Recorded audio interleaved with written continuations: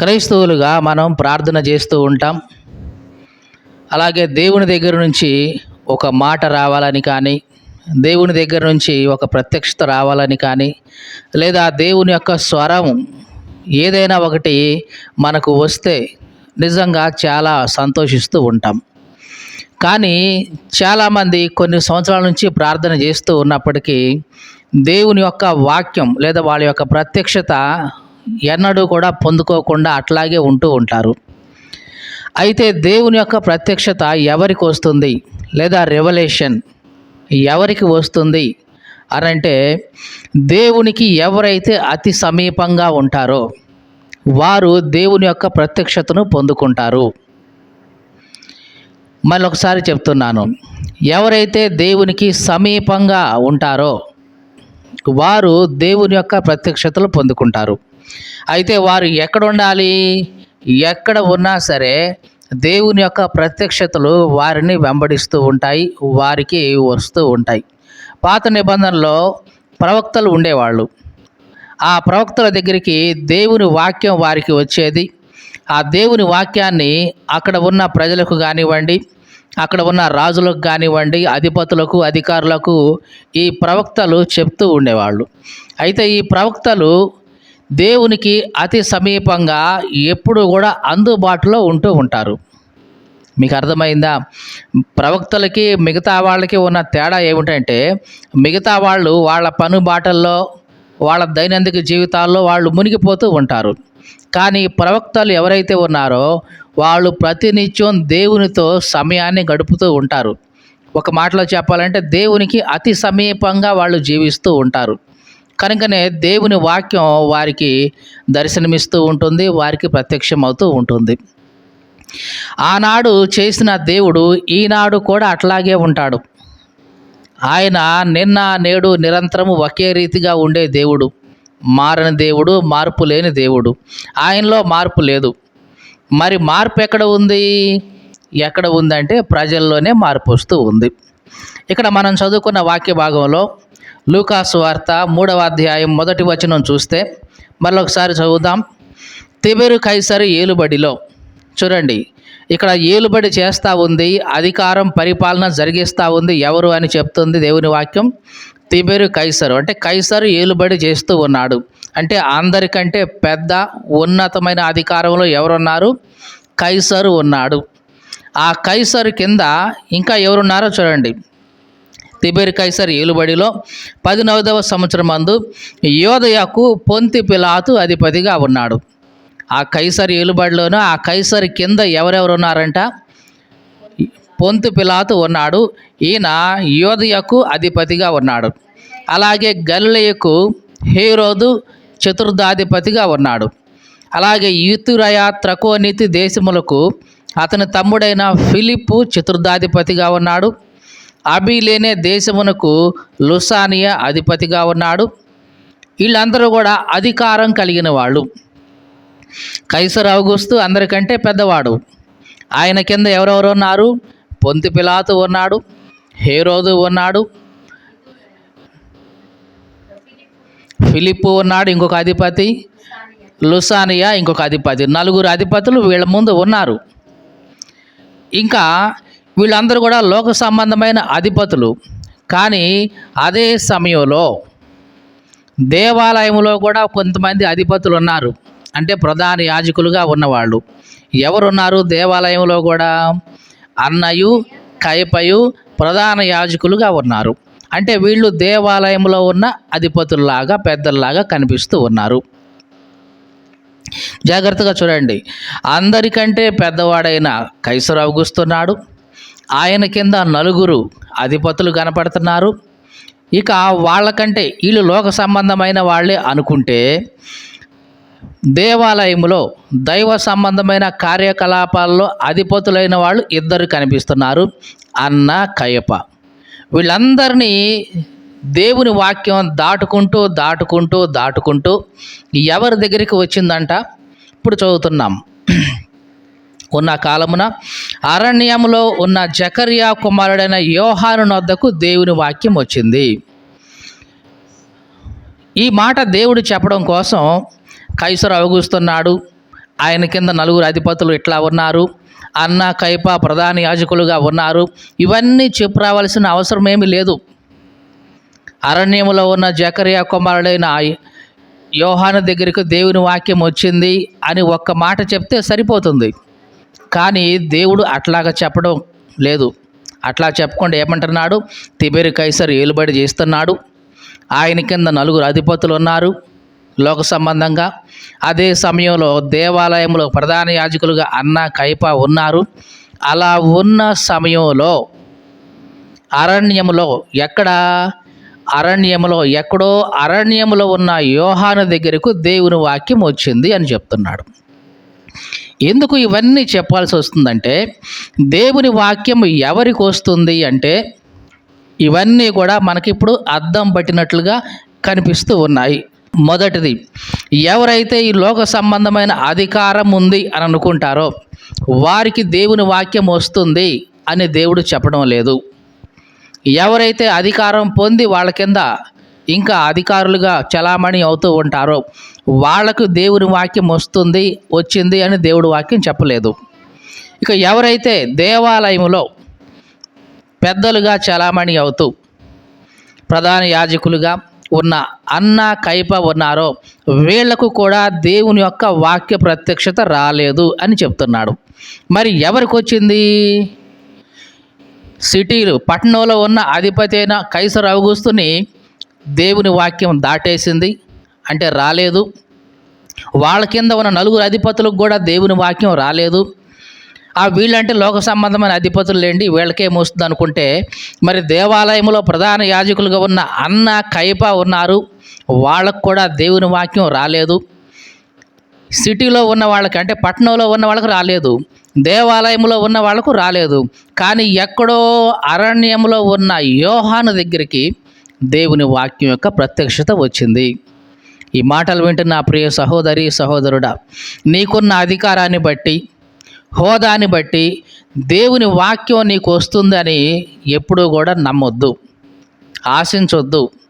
చాలామంది అనుకుంటారు, మేము అధికారం ఉందండి, మేము సంఘ పెద్దలమండి, లేకుంటే మేము పాస్టర్మండి, మేము రెవరెండ్ అండి, రైట్ రెవరెండ్ అండి, మాకు ఇంత బిరుదులు ఉన్నాయండి, ఇన్ని హోదాలు ఉన్నాయండి అని చెప్పుకునే వాళ్ళు లోకంలో ఉన్నారు. దాన్ని బట్టి, నీకున్న బిరుదులను బట్టి, నీకున్న పదవులను బట్టి దేవుని వాక్యం యొక్క ప్రత్యక్షత నీకు రాదు. దేవుడు నీతో మాట్లాడాడు. చాలామంది లోకంలో ఈ మధ్య పదవులు ఎట్లాగైతే ఉన్నాయో క్రైస్తవ్యంలో కూడా ఈ మధ్య పదవులు వచ్చేసినాయి. ఒక ఫెలోషిప్ ప్రారంభించుకుంటారు, ఆ ఫెలోషిప్కి అధ్యక్షుడు ఈయన అని ఒక పదవి, తర్వాత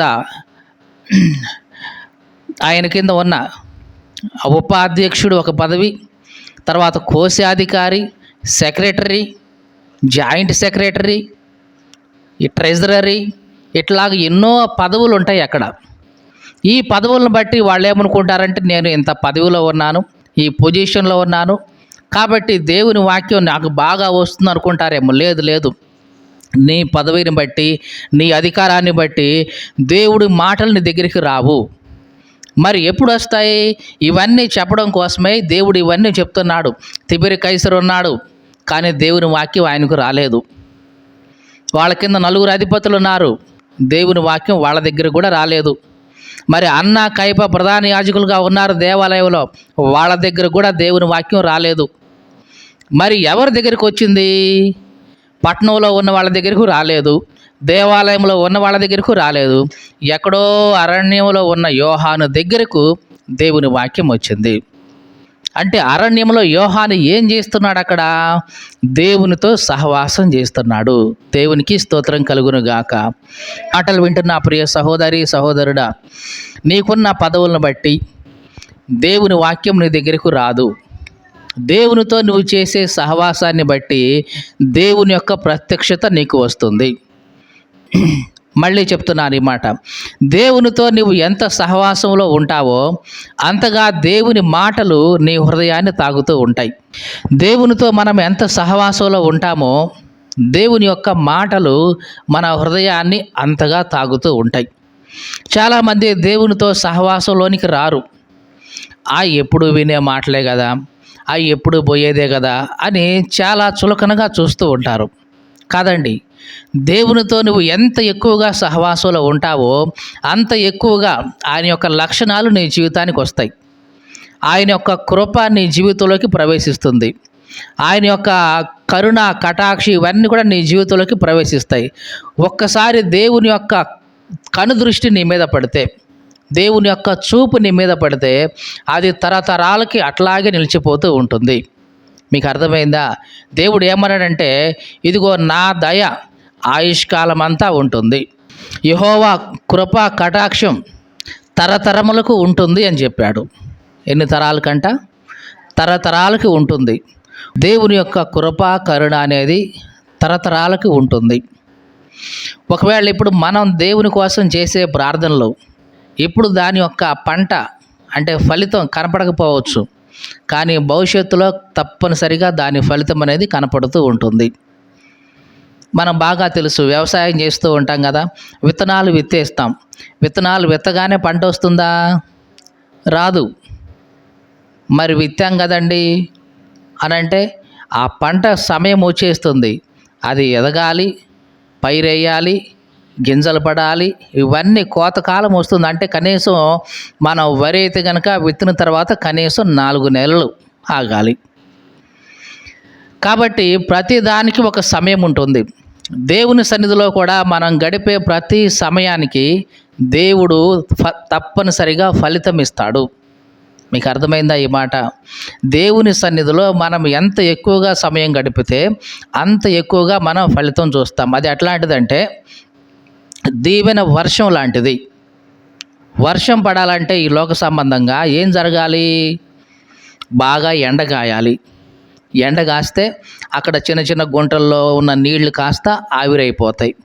అలా చాలా నీళ్లు ఆవిరైపోయి పైన మేఘంలాగా ఏర్పడి ఆ మేఘం కాస్త చల్లబడితే అప్పుడు వర్షంగా భూమి మీదకి వస్తాయి. ఆత్మీయంగా కూడా అంతే. మనం చేసే ప్రార్థనలు, దేవుని సన్నిధిలో మనం గడిపే సమయం ధూపంలాగా అంటే పొగలాగా, ఆవిరిలాగా పైకి వెళ్ళి దేవుని సన్నిధికి వెళ్ళి అక్కడి నుంచి మబ్బులాగా కమ్మేసి అక్కడి నుంచి దీవెన వర్షం అనేది నీ జీవితం మీద కుమ్మరించబడుతూ ఉంటుంది. అది నీవు గడిపే సమయాన్ని బట్టి. నువ్వు ఎక్కువ సమయం దేవుని సన్నిధిలో గడిపావా, తొందరగా ఆ మబ్బు అనేది కమ్ముకుంటుంది, దీవెన వర్షం త్వరగా వస్తుంది. లేదు, రోజు కొద్ది సమయం మాత్రమే దేవుని సన్నిధిలో గడుపుతూ ఉన్నావా, అది ఒక మేఘంలాగా కమ్మి అది అక్కడి నుంచి ఇక్కడ దాకా రావడానికి ఎక్కువ సమయం తీసుకుంటుంది. కాబట్టి దేవుని సన్నిధిలో ఎంత ఎక్కువగా మనం సమయం గడపగలిగితే అంత ఎక్కువగా ఆయన యొక్క ప్రత్యక్షతలు మనం పొందుకుంటాం. ఇక్కడ జాగ్రత్తగా చూడండి, మనం చదువుకున్న వాక్య భాగంలో అధిపతుల్ని దేవుడు పక్కన పెట్టాడు, అధికారులని పక్కన పెట్టాడు, దేవాలయంలో పెద్దలు అనుకుంటున్న అన్న, కయప ప్రధాన యాజకులను కూడా దేవుడు పక్కన పెట్టేసి దేవుని యొక్క ప్రత్యక్షత ఎవరికి వెళ్ళిందంటే ఎక్కడో అరణ్యంలో ఉన్న యోహాను దగ్గరికి వచ్చేసింది. ఈ మాటలు వింటున్న ప్రియ సహోదరి సహోదరుడా, నీవు ఎక్కడ ఉన్నావు అనేది ప్రాముఖ్యం కాదు, దేవునితో సహవాసంలో ఉన్నావా లేదా అనేది ప్రాముఖ్యం. దేవునితో ఎక్కువ సమయం గడుపుతున్నావా లేదా అనేది ప్రాముఖ్యం. యోహాను అరణ్యంలో ఎందుకు వెళ్ళాడు? ఎందుకంటే దేవునితో ఏకాంతంగా ఎక్కువ సమయం గడపగలిగే స్థలం అది. అదే సిటీలో ఉంటే వీళ్ళు ఎవరో ఒకళ్ళు వచ్చి కదిలిస్తారు, దేవునితో సమయం గడిపే పరిస్థితి కాదు. అదే అరణ్యంలోకి వెళితే ఒంటరిగా ఎంత సమయమైనా గడపవచ్చు. ఇది యోహాను అనునిత్యం కూడా చేస్తూ ఉండేవాడు. మనకు బాగా తెలుసు యోహాను యొక్క పుట్టుపూర్వోత్తరాలు. యోహాను ఎట్లాగా జన్మించాడు? తల్లి గర్భంలో ఉండగానే యోహాను ఎట్లాగా జన్మించాడు? పరిశుద్ధాత్మ పూర్ణుడిగా జన్మించాడు. మీకు అర్థమైందా ఈ మాట? తల్లి గర్భంలో ఉండగానే యోహాను పరిశుద్ధాత్మ పూర్ణుడిగా జన్మించాడు. అట్లాంటి పరిశుద్ధాత్మ పూర్ణుడైన యోహానుకే దేవునితో సహవాసం చేయటం, దేవునితో ప్రార్థన చేయటం అంత అవసరమైతే, మీకు అర్థమైందండి మాట? తల్లి గర్భంలో ఉండగానే పరిశుద్ధాత్మ పూర్ణుడిగా ఉన్న యోహానికే దేవునితో సహవాసం చేయడం అంత అవసరమయ్యి ఆయన అరణ్యంకి వెళ్ళి దేవునితో సహవాసం చేస్తుంటే మరి మన సంగతి ఏంటి? మనం పుట్టేటప్పుడు పరిశుద్ధాత్మ పూర్ణులుగా పుట్టామా? లేదు. పోనీ పుట్టిన తర్వాత అయినా పరిశుద్ధాత్మను పొందుకున్నామా? లేదు. మనకెంత ప్రార్థన అవసరం ఉంది? మీకు అర్థమైందండి? ఈ పరిశుద్ధాత్మ పూర్ణుడుగా ఉన్న యోహానికే అంత ప్రార్థన, దేవునితో సహవాసం అవసరమైతే మరి మన సంగతి ఎట్లా? మనకు కూడా ఇంకా ఎంతో అవసరం. అవునా కాదా? ఇంకొక మాట చెప్తాను. యేసుక్రీస్తు సాక్షాత్తు దేవుని కుమారుడుగా ఈ లోకానికి వచ్చాడు. ఆయనలో ఏ పాపము లేదు. అయినా సరే యేసుక్రీస్తు తన శరీరధారిగా ఉన్నప్పుడు ఎట్లా ప్రార్థన చేశాడంటే, చదువుదాం ఒకసారి. హెబ్రీ పత్రిక 5వ అధ్యాయం 7వ వచనంలో, శరీరధారిగా ఉన్న దినాల్లో మహారోదనతో కన్నీళ్లతో తన్ను మరణం నుంచి రక్షింపగలవానికి ప్రార్థనలు యాచనలు సమర్పించి భయభక్తులు కలిగి ఉన్నందున ఆయన అంగీకరించబడ్డాడు. దేవునికి స్తోత్రం కలుగునుగాక. చూడండి, యేసుక్రీస్తు గురించి రాయబడిన మాట. శరీరధారిగా ఉన్న దినాల్లో, యేసు ప్రభు శరీరధారిగా ఉన్న దినాల్లో ఎట్లా ప్రార్థన చేశాడంట? మహారోదనతో కన్నీళ్లతో ఆయన ప్రార్థన చేశాడు. యేసు ప్రభువుకే అట్లాంటి ప్రార్థన అవసరమైతే ఏమండి, మరి మనకు ఎట్లాంటి ప్రార్థన ఉండాలి? ఇంకా ఏ పాపము లేని యేసుక్రీస్తుకే శరీరధారిగా ఉన్న దినాల్లో మహారోదనంతో కన్నీళ్లతో ప్రార్థన చేసే ఆ ప్రార్థన ఆయనకు అవసరమైతే, మరి పుట్టింది మొదలుకొని ఇప్పటిదాకా ప్రతిరోజు పాపాలు చేస్తున్న మన విషయంలో మనం ఎంతగా రోధించాలి? ఇంకా అంతకంటే ఎక్కువగా రోధించి వేదనతో మనం ప్రార్థన చేయాలి. అప్పుడు మన జీవితంలో ఉన్న ప్రతి పాపము కూడా దేవుడు తొలగిస్తాడు. కానీ ఇప్పుడు జరుగుతుంది ఏమిటి? ప్రార్థనకు మనం సమయం కేటాయించేది చాలా తక్కువగా కనపడతా ఉంది కదండి. దేవుడు మనకి రోజుకి 24 గంటల సమయం ఇచ్చాడు. ఆ 24 గంటల సమయంలో ఎంత సమయం మనం వ్యక్తిగతంగా ప్రార్థనలో గడుపుతున్నాం?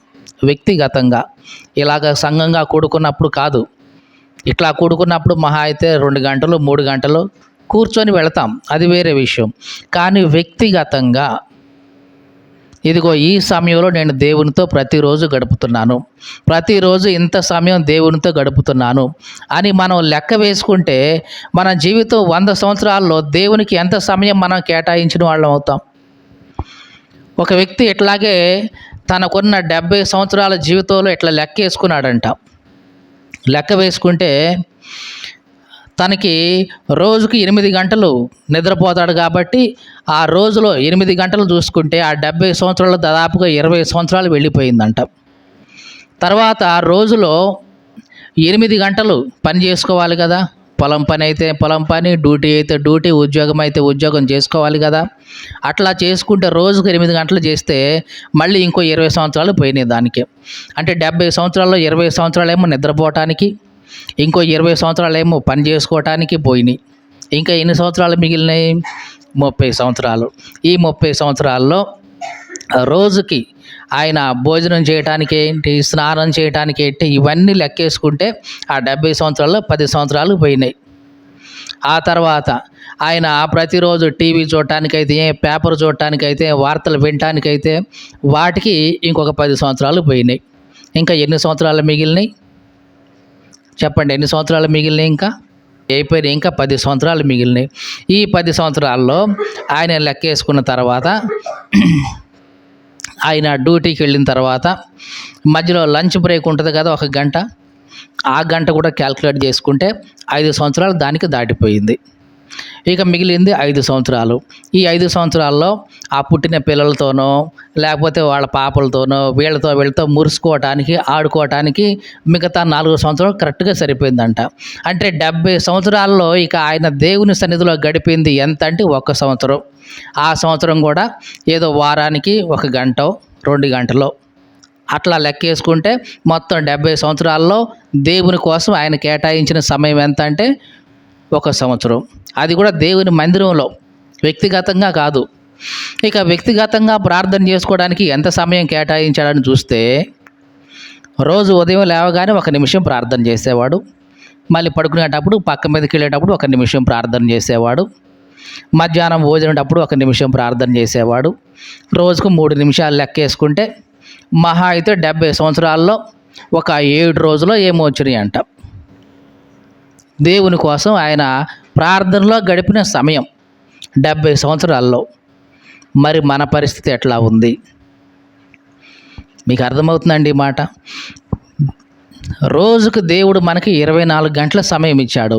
ఆ 24 గంటల సమయంలో కనీసం మనం అనుకుంటాం, చాలామంది క్రైస్తవులుగా ఏమనుకుంటామంటే, మనం సంపాదించిన దాంట్లో దశమ భాగం దేవునికి ఇస్తే మనకు ఆశీర్వాదం అండి అని మనం నమ్ముతాం.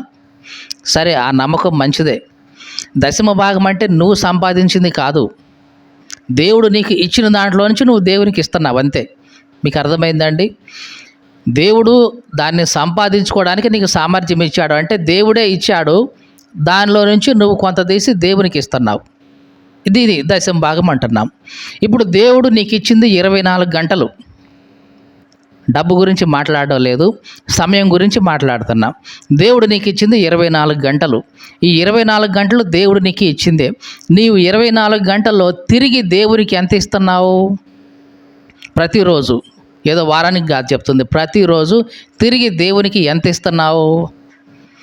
ఇది ఎట్లాంటిదంటే, ఇప్పుడు నేనే ఉన్నాను, నా కొడుకుకి చాలా మొత్తం ఒక బూందీనో ఏదో ఒకటి తీసుకువచ్చి వాడి చేతిలో పెట్టాను. వాడు చాలా ఇష్టంగా తింటున్నాడు.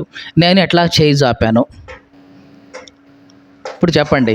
ఇప్పుడు ఇట్లా చేయి జాపితే వాడు ఎంత కొంత ఇచ్చినా సరే సంతృప్తి పడతాను. ఎందుకు? ఇచ్చే మనసు వీడికి ఉంది, పెట్టే మనసు వీడికి ఉందని సంతోషపడతాను. దేవుడు కూడా అంతే చూస్తాడు. 24 గంటలు దేవుడు నీకు సమయం ఇచ్చి ఎట్లా చేయి జాపుతాడు, నాకు ఏమైనా ఇస్తావా సమయం అని రోజులో. కానీ నువ్వు నేను ఏం చేస్తున్నామో తెలుసా? ఆ 24 గంటలు ఆ పెట్టిన చెయ్యిని అట్లాగే ఖాళీగా ఉంచుతున్నావు తప్ప, ఇదిగో నాయనా ఈ 1 గంట నీ కోసం ఇస్తున్నా, లేదా ఇది అర్ధగంట నీ కోసం కేటాయిస్తున్నా అని ఎప్పుడైనా ఆ చేతిలో 24 గంటల దేవుడు నీకు ఇచ్చేసి, నాయనా నాకు కొంచెం ఏమన్నా పెడతావా, నాకు కొంచెం ఏమన్నా ఇస్తావా అని చేయి జాపితే నువ్వేం చేస్తున్నావు? అస్సలు పెట్టేదే లేదు నాయనా, 24 గంటలు చాలదు నాకు, ఉంటే ఇంకో 2-3 గంటలు కూడా ఇచ్చేయి, 30 గంటలు ఉంటే నాకు బాగుంటుంది అని అంటున్నావు తప్ప, తిరిగి దేవునికి ఇచ్చే మనసు మాత్రం మనకు ఉండట్లేదు. దేవుడు ప్రతిరోజు అట్లాగా 24 గంటల సమయం ఇచ్చిన తర్వాత చేయి జాపుతూ ఉంటాడు, నువ్వు ఏమైనా ఇస్తావేమో ఆయనకని. కనీసం అర్ధగంట కానీ గంట కానీ నీవు ఆయనకి ఇస్తే, నిజంగా నా బిడ్డకు ఇచ్చే మనసు ఉంది, తిరిగి పెట్టే మనసు ఉందని ఆయన సంతోషిస్తాడు. అలాగా చేయడం ద్వారా ప్రతిరోజు నువ్వు దేవునితో సహవాసంలో ఉంటావు. అలా సహవాసంలో ఉన్నప్పుడు దేవుని యొక్క మాటలు నీ జీవితంలోకి, నీ హృదయంలోకి వస్తాయి. అంటే జరగబోయే విషయాన్ని దేవుడు నీతో చెప్తాడు. నీ కుటుంబం గురించి కానీ, నీ భార్య గురించి కానీ, నీ భర్త గురించి కానీ, నీ పిల్లల గురించి కానీ జరగబోయే విషయాలు దేవుడు నీ హృదయంతో మాట్లాడతాడు.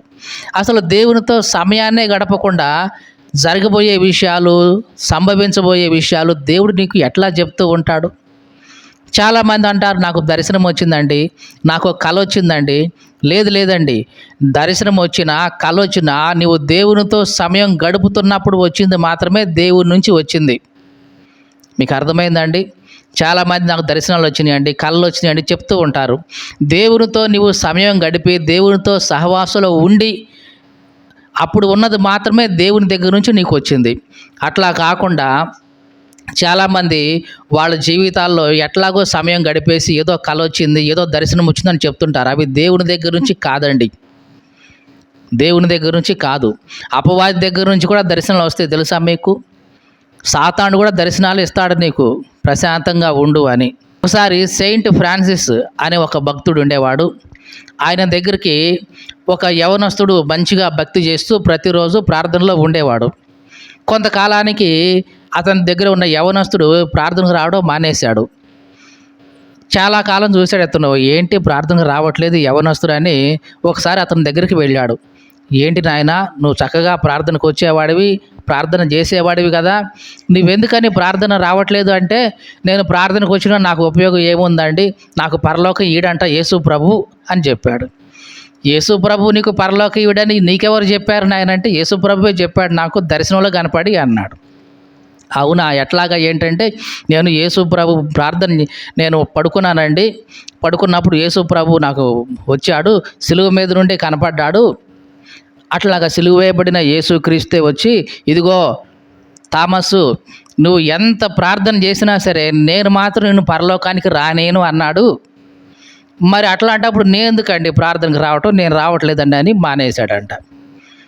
అవునా అని ఈ ఫ్రాన్సిస్ గారు మళ్ళీ ఇంటికి వెళ్ళి ప్రార్థనలో ఉన్నాడు. ప్రభువా, ఏంటయ్యా నువ్వు ఆయనకు దర్శనం కనపడ్డావా, ఇట్లా చెప్పావంట, నిజమేనా అని ప్రార్థన చేస్తే అప్పుడు ప్రభు ఈ ఫ్రాన్సిస్ అనే వ్యక్తితో చెప్పాడంట, అతనికి దర్శనంలో నేను కనపడ్డానని చెప్పాడు కదా, నా చేతిలో గాయాలు ఉన్నాయో లేవో ఒకసారి చూడమని చెప్పు అన్నాడంట. ఏమడంట, నా చేతిలో గాయాలు ఉన్నాయా లేవో చూడమని చెప్పు అన్నాడంట. సరే అని ఈ ఫ్రాన్సిస్ గారు మళ్ళీ అతని దగ్గరికి వెళ్ళి, అబ్బాయి థామస్, నీకు దర్శనంలో యేసు ప్రభు కనపడ్డాడని చెప్పావు కదా, ఆ కనపడిన యేసు ప్రభువుకి చేతిలో గాయాలు ఉన్నాయా అన్నాడంట. అని నేను చూడలేదండి. ఆహా, అయితే ఈసారి మళ్ళీ ప్రార్థన చేసి చూడు, అదే దర్శనం వచ్చిద్దేమో, వచ్చినప్పుడు ఆ చేతిలో గాయాలు ఉన్నాయో లేవో ఒకసారి చూసి చెప్పు నాయనా అన్నాడంట. సరే అని ఈయన మళ్ళీ ప్రార్థన చేసి ఎప్పుడులాగానే పడుకుంటే మళ్ళీ అట్లాగే యేసు ప్రభువుకి వచ్చేసి, ఇదిగో నువ్వు ప్రార్థన చేశావు, నువ్వు ప్రార్థన చేసినా సరే నేను నిన్ను పరలోకానికి రానేను అన్నాడంట. అట్లా మాట్లాడేటప్పుడు ఆ చేతుల్లో ఎటువంటి గాయాలు ఏమీ లేవంట. తర్వాత తెల్లారి వచ్చి చెప్పాడు, ఏవండి చూశానండి ఫ్రాన్సిస్ గారు, చేతిలో గాయాలు లేవండి అన్నాడు. నీతో మాట్లాడుతుంది యేసు ప్రభువు కాదు నాయనా, అపవాదే యేసు ప్రభు రూపంలో వచ్చి నీతో మాట్లాడుతున్నాడు, జాగ్రత్త, నీ ఆత్మ నష్టపోతావు అని అంటే అప్పుడు మళ్ళీ తెలుసుకొని మళ్ళీ ప్రార్థన రావడం ప్రారంభించాడు. ఇట్లాగా చాలాసార్లు మనకు వచ్చే దర్శనాలు కానివ్వండి, మనకు వచ్చే కళ్ళు కానివ్వండి, దేవుని దగ్గర నుంచి రావండి. అపవాదే కొన్నిసార్లు తీసుకొచ్చి మన ముందు పెడతాడు. దానితో మనం భయపడిపోతూ ఉంటాం. వామ్మో, నాకేదైనా జరుగుద్దేమో, ఇంకేదైనా జరుగుద్దేమో అని నిన్ను భయపెట్టడానికి, బెదురు పెట్టడం కోసం అపవాదే కొన్నిసార్లు కళ్ళ ద్వారా, దర్శనాల ద్వారా నిన్ను మార్గాన్ని తప్పిస్తూ ఉంటాడు. పైగా నువ్వేం చేస్తావంటే, ఇక ప్రార్థన రాకుండా, నేను ప్రార్థన చేసినా చేయకపోయినా, వాక్యం వినకపోయినా నాకు మాత్రం మంచి కళ్ళు వస్తున్నాయి, మంచి దర్శనాలు వస్తున్నాయి, ఇక నాకు ప్రార్థన ఎందుకు అనుకొని ప్రార్థన పక్కన పెట్టేస్తాం. ఈ రకంగా నిన్ను ప్రార్థన నుంచి దూరంగా చేయడం కోసం కొన్నిసార్లు అపవాది కూడా నీకు దర్శనాలు ఇస్తాడు, జాగ్రత్త.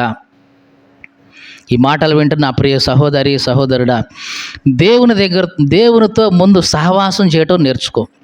దేవునితో ఎప్పుడైతే నువ్వు ఎక్కువగా ప్రార్థనలో ఉంటావో, సహవాసంలో ఉంటావో, అప్పుడు మాత్రమే దేవుని దగ్గర నుంచి నీకు కళ్ళు వస్తాయి, దర్శనాలు వస్తాయి, వాక్య ప్రత్యక్షతలు వస్తాయి.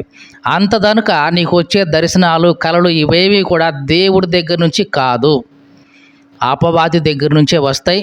నిన్ను మార్గం తప్పించడం కోసం, నీలో గర్వం పుట్టించడం కోసం, నిన్ను అతిశయపరచడం కోసం వస్తూ ఉంటాయి. కాబట్టి మనలను మనం పరీక్షించుకోవాలి. మనకు వచ్చే దర్శనాలు కానీ, కళలు కానీ, వాక్య ప్రత్యక్షతలు కానీ మన స్థితిగతులను బట్టి దేవుడు ఇవ్వడు. ఆయనతో మనం ఎక్కువగా సహవాసంలో ఉన్నప్పుడే, మళ్ళీ చెప్తున్నాను ఇదే మాట, ఆయనతో మనం ఎక్కువగా సహవాసంలో ఉన్నప్పుడే దేవుని యొక్క ప్రత్యక్షతలు అనేవి వస్తూ ఉంటాయి. ఇందుకే మనం చదువుకున్న ఈ వాక్య భాగంలో తిబెరు కైసరు ఉన్నాడు, పై అధికారి, కానీ అతనికి రాలేదు దేవుని యొక్క ప్రత్యక్షత. అతని కింద 4 అధిపతులు ఉన్నారు, వాళ్ళకి రాలేదు. దేవాలయంలో అన్న, కయప ప్రధాన యాజకులుగా ఉన్నారు, వాళ్లకు దేవుని ప్రత్యక్షత రాలేదు. మరి ఎవరికి వచ్చిందంటే, అరణ్యంలో ఉండి దేవునితో సహవాసం చేస్తున్న యోహానికి దేవుని యొక్క ప్రత్యక్షత వచ్చింది. ఈ మాటలు వింటున్న ప్రియ సహోదరి సహోదరుడా, దేవుడు నీకు ప్రత్యక్షత ఇవ్వాలంటే, దేవుడు నీకు దర్శనం ఇవ్వాలన్నా, తన మాట నీకు వినిపించాలన్నా, ఆయనతో నీవు సహవాసంలో ఉన్నప్పుడు మాత్రమే జరుగుదు తప్ప, నీకున్న స్థితిగతులను బట్టి, నీకున్న ఆస్తిపాస్తులను బట్టి, అంతస్తులను బట్టి, హోదాలను బట్టి దేవుడు లెక్క చేయడు. మీకు అర్థమైందండి? ఈ లోక సంబంధమైన వాటిని బట్టి దేవుడు లెక్క చేయడు. ఒకవేళ అదే కనుక చూస్తే దేవుడికి ఇంతకంటే చాలా ఎక్కువే ఉంది. వెండి నాదే, బంగారం నాదే, 1000 కొండల మీద పశువులు నాయే, ఇవన్నీ దేవుడివే. కాబట్టి దేవుడి కంటే ఇక ఎవరు గొప్పవాళ్ళు, ఇక ఎవరు లేరు. దాన్ని బట్టి దేవుడు నిన్ను కన్సిడర్ చేయడు. దేవునితో సహవాసం ఉన్నప్పుడు మాత్రమే దేవుని యొక్క ప్రత్యక్షత నీకు వస్తుంది. కాబట్టి అట్లాంటి ప్రత్యక్షత మనకందరికీ కావాలని దేవుని సన్నిధిలో ఆయనతో ఎక్కువగా మనం సహవాసంలోనికి వెళదాం.